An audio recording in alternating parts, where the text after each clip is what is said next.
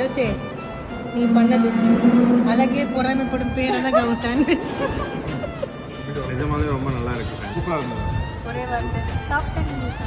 Yes what it நீங்க super, ரொம்ப super. அது 12 அவுட் ஆஃப் 10 அவங்க தான் மேக்கர்.